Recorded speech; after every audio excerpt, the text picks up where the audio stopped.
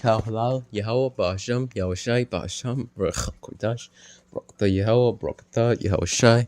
Learn the truth from Great Millstone GMS. Shalom to the brothers and sisters in the truth. Shalom to the brothers teaching and preaching this word in truth and sincerity. Shalom to the sisters, hopeful like sisters out there, and brothers and sisters. Shalom. All right. Here are the indigenous people Christopher Columbus and his men could not annihilate. I don't know how to pronounce the I think it's Lucayan. Anyways, the Lucayan did not know it was October 12, 1492. They did not know that their island in what would become the Bahamas had been spotted by Spanish explorers led by a genius man named Christopher Columbus. How do you pronounce this? And they did not know that in less than 30 years, their island would be empty from the coming genocide. Scroll down a bit. In Hispaniola, what is now Haiti, and the Dominican Republic, Columbus entered the Lucayans' cousins, the Taino. The Lucayan were a branch of the much larger Taino, who were part of the Arawak language group. Historians disagree on how many Taino lived on Hispaniola at the time, with estimates ranging from 60,000 to 8 million. One contemporary's account from Bartolome de las Casas claimed there were 3 million, which is more than 60,000. It's more closer to the 8 million, unless it's beyond 8 million. More about las Casas shortly. Now I'll go down to the... So this man, Bartolome de las Casas, arrived in Hispaniola in 1502 when he was 18. For decades, he participated in the mistreatment of the Taino and the introduction of enslaved Africans before renouncing it all, becoming a Dominican friar, and confessing what he had witnessed in a short account of the destruction of the Indies. So he wrote down what he witnessed to the northern tribe, the northern kingdom. Not saying he didn't write about the southern kingdom either, but this excerpt is from it's for the northern kingdom. It is worth quoting him at length. This excerpt is very graphic. True, this is very graphic. Very graphic. They, Spanish explorers, forced their way into native settlements, slaughtering everyone they found there, including small children, old men, pregnant women, and even women who had just given birth. They hacked them to pieces, slicing open their bellies with their swords as though they were so many sheep herded into a pen.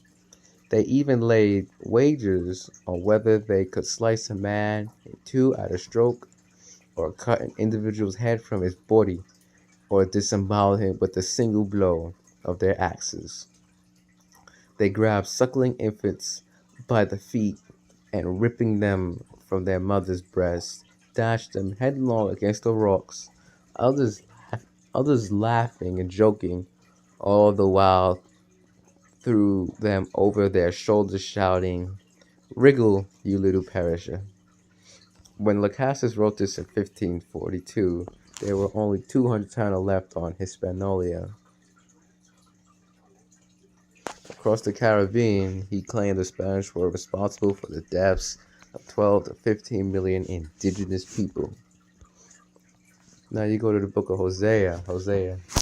I think it's Hosea. I'm going with Hosea. Hosea 13:16. Samaria, referring to the northern kingdom, shall become desolate, for she hath rebelled against her power, against her God. They shall fall by the sword, as we read that. We just read about that. Their infants shall be dashed in pieces, and their women with child shall be ripped up. So this is part of the curses. Deuteronomy 28:15.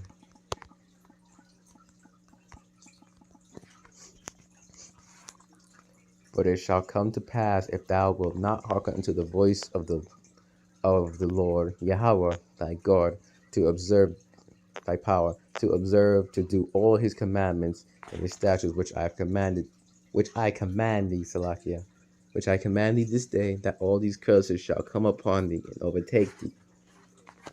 As you see in Hosea 13:16, this is a curse.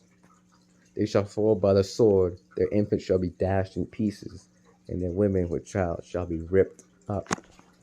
More proof that the Native Americans are Israelites as well. It's not just the so-called Negroes. As you see, more proof.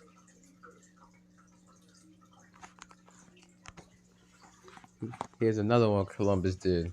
He enslaved the natives during his voyages through the Caribbean islands and the Central and South American coast. Columbus came upon indigenous people that he labeled Indians.